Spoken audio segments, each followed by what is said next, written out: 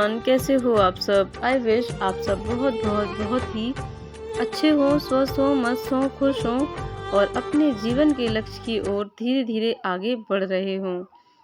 Friends, morning में मैं सबसे पहले टू डू लिस्ट तैयार कर लेती हूँ। इससे मुझे पूरा दिन मैनेज करना आसान हो जाता है और इजी लगने लगता है। फ्रेंड्स, आज के वीडियो में मुझे आप सबसे कुछ खास बातें भी करनी हैं, कुछ अपना पर्सनल एक्सपीरियंस भी शेयर करना है, कुछ चीज़ें आपको बतानी हैं जो हो सकता है आपको आपकी समस्याओं से निकलने में हेल्प करें। तो वीडियो को पूरा ज़रूर देखिएगा। तो अभी सबसे पहले मैं आपको बता दूं मेरा मॉर्निंग रूटीन। जो जैसे कि आपको पता है, मैंने 21 डेज़ का चैलेंज लिया है। 21 डेज़ का टारगेट फिक्स किया है कि मुझे 21 डेज़ तक 2 बजे से लेकर सुबह 7 बजे तक की स्टडी करनी है। तो वही मैं फॉलो करती हूँ। फ्रेंड्स, पता है, जब मेरी शादी हुई तो उसके बाद मेरी पढ़ाई बहुत ज़्यादा डिस्टर्ब होने लगी थी। तो उस टाइम मेरे पास एक जो है बहाना रहता था, बहाना ही कहेंगे आज की डेट में उसको हम। तो मेरे पास एक प्रॉपर बढ़िया सा बहाना रहता था कि मेरी ससुराल गाँव में है, मैं गाँव में रहती हूँ, मेरे पास रिसोर्सेज़ कम हैं और मैं जॉइंट फैमिली में हूँ, तो मुझे टाइम नहीं मिल पाता है अच्छे से अपनी पढ़ाई करने का। इसलिए मैं चीज़ें अच्छे से नहीं कर पा रही हूँ। तो ये एक प्रॉपर सा मतलब मेरे पास बहाना रहता था, और जो मेरी पढ़ाई सही से नहीं हो पा रही थी, तो उस चीज़ को मैं इसी एक्सक्यूज़ के साथ टाल देती थी। फिर कुछ टाइम बाद जब और समय बीता, तो मैंने सोचा कि पढ़ाई नहीं हो रही है तो मुझे कोई स्टेप लेना चाहिए, मुझे मैनेज करना चाहिए। तो मैंने डिसाइड किया कि मैं प्राइवेट जॉब करूँगी। फिर मैंने प्राइवेट जॉब की और उसके बाद भी मेरी पढ़ाई अच्छे से नहीं हो पाई। तब भी मेरे पास एक सॉलिड सा बहाना था कि मैं प्राइवेट जॉब करती हूँ, मेरे पास बहुत सारी रिस्पॉन्सिबिलिटीज़ हैं, मुझे घर भी देखना होता है और जॉब भी। तो इसलिए मैं पढ़ाई नहीं कर पाती हूँ। उसके बाद कुछ समय और बीता, तब यशवी जो है हमारी लाइफ में आ गई और फिर मेरे पास एक और प्रॉपर बहाना हो गया कि अब तो मैं मदर बन चुकी हूँ, मेरे पास एक बेबी की रिस्पॉन्सिबिलिटी है, इस वजह से मैं पढ़ाई अच्छे से नहीं कर पाती हूँ। फिर जो है कोरोना टाइम आया और फिर हमें गाँव आना पड़ा। तब सिचुएशन और भी ज़्यादा बेकार हो गई और तब से लेकर मैंने अब तक जब एनालाइज़ किया बहुत अच्छे से, तब मुझे पता चला कि जो समय मैं अपना पीछे छोड़ चुकी हूँ, वो समय मेरा आज से बेहतर था। आज से कम संघर्ष था मेरा उस जीवन में। और हम सब के साथ यही समस्याएं होती हैं। इवन अगर मैं आप सबको एक बात बताऊं, तो ये कि अगर आज आपके जीवन में संघर्ष ज़्यादा है, अगर आपको लग रहा है कि आपके साथ बहुत ज़्यादा समस्याएं हैं, बहुत ज़्यादा प्रॉब्लम्स हैं लाइफ में, तो आप ये निश्चित मान लीजिए कि आपका आने वाला समय और भी ज़्यादा कष्टकारी, संघर्ष भरा और भयानक होने वाला है। क्योंकि ये मेरा पर्सनल एक्सपीरियंस है, मैंने देखा है कि अगर हम अपने आज को टालकर आज का लक्ष्य आज अचीव नहीं करते हैं, तो हमारा आने वाला कल इतना ज़्यादा कष्टकारी और इतना भयानक होता है कि हम उसे सह नहीं पाते हैं। तब हमें ये एहसास होता है कि हमारा जो बीत गया है कल, वो हमारा आज से बेहतर था। हमें उस समय में ही इतनी मेहनत कर लेनी चाहिए थी, इतना अच्छे से प्लानिंग कर लेनी चाहिए थी कि हमारा आज का जो समय है, जो आज हम संघर्ष झेल रहे हैं, वो हमें ना झेलना पड़ता। फ्रेंड्स, ये केवल मैं इसलिए नहीं कह रही हूँ कि आपको केवीएस की प्रिपरेशन करनी है, या आप केवीएस की प्रिपरेशन कर रहे हो, या आप किसी भी एग्ज़ाम की प्रिपरेशन कर रहे हो। इवन ये चीज़ आपके जीवन के हर मोड़ पर आपको काम आती है।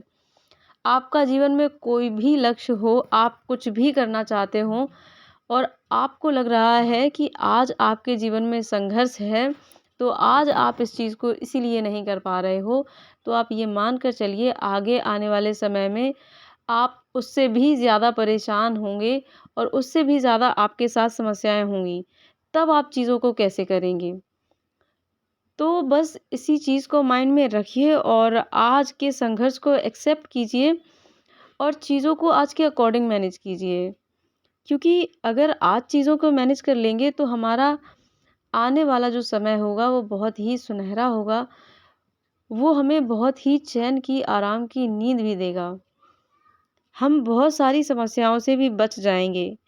और अगर हमने अपना आज का समय इस बहाने को बनाने में लगा दिया कि हमारे पास तो समस्याएँ हैं, हमारे पास ये चीज़ नहीं है, वो चीज़ नहीं है, कमियाँ गिनाने में लगा दिया, तो आप समझ लीजिए आपका आने वाला भविष्य कैसा होगा, आप सोच सकते हैं।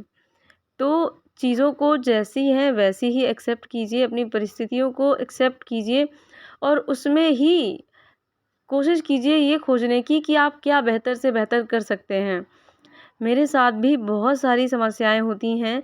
ऐसा नहीं है कि मेरे पास आज बहुत सब कुछ परफ़ेक्ट है। देखकर जैसा दिखता है वैसा होता नहीं है। मेरी यशवी उसको बंदर ने काट लिया है। उसको जो है 2 बार इंजेक्शन लग चुके हैं। दोनों हाथों में इंजेक्शंस लगते हैं उसको। एक इंजेक्शन उसको थर्सडे को लगा था, सॉरी वेडनेसडे को, एंड उसके बाद एक इंजेक्शन उसको अभी सैटरडे को लगा है। जिस वजह से दोनों हाथों में उसको इंजेक्शन लगते हैं और उसको बहुत ज़्यादा फ़ीवर हो जाता है। फ़ीवर की वजह से उसकी दिन में एक्स्ट्रा केयर भी करनी पड़ती है। बट मैंने अपना स्टडी टाइम इतना परफ़ेक्ट प्लान किया है कि मैं दिन में कोई भी मेरे साथ जो है प्रॉब्लम हो जाए, मैं आराम से मैनेज कर लेती हूँ। कई बार तो हमें यही शिकायत रहती है कि हमें कोई सपोर्ट नहीं करता है। तो इस चीज़ को आप माइंड में रखिए कि आपको चीज़ें अकेले ही लेकर चलनी हैं, कोई आपका सपोर्ट नहीं करेगा। अगर माइंड में ये चीज़ आप रखेंगे, तो आप चीज़ों को बेहतर तरीके से मैनेज कर पाएँगे।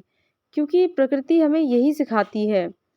पेड़ को कोई खाना बनाकर देने नहीं आता है, वो स्वयं अपना खाना बनाता है। उसको किसी भी चीज़ के लिए कोई मतलब सपोर्ट नहीं करता है, वो स्वयं से खड़ा होता है।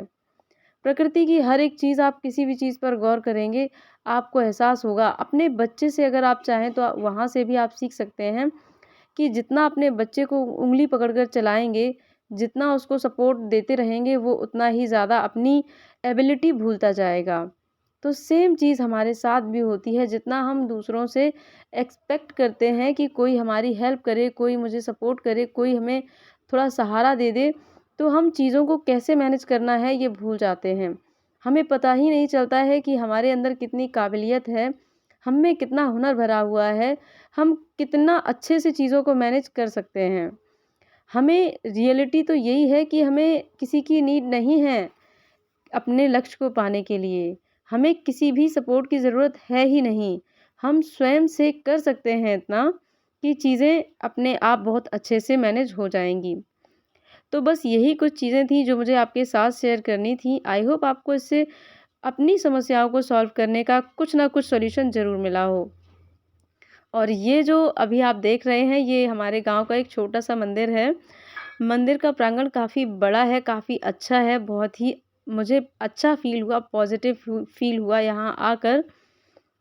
छोटी-सी पूजा थी, मेरी छोटी वाली सिस्टर इन लॉ यानी मेरी ननद जी, वो घर आई थीं। तो बस उसी उन्होंने ही पूजा रखवाई थी छोटी-सी, तो बस उसी के सिलसिले में हम लोग अपने गाँव के ही मंदिर में गए हुए थे और मोहल्ले की कई औरतें भी साथ में गई थीं। सभी लोगों ने मिलकर पूजा की। कभी-कभी लाइफ़ में जो है मेहनत के साथ-साथ ईश्वर का आशीर्वाद लेना भी बहुत ज़रूरी हो जाता है और सच कहें तो मुश्किल आसान भी हो जाती है कभी-कभी। तो बस इनका दर्शन किया और पूजा की तो बहुत ही अच्छा लगा, अंदर से एक विश्वास जागा कि हाँ, जो मैं कर रही हूँ उसको आगे मैं कंटिन्यू कर लूँगी। तो बस ये था मेरा आज का छोटा-सा वीडियो। आई होप आपको वीडियो अच्छा लगा होगा। वीडियो अच्छा लगता है तो लाइक, शेयर, सब्सक्राइब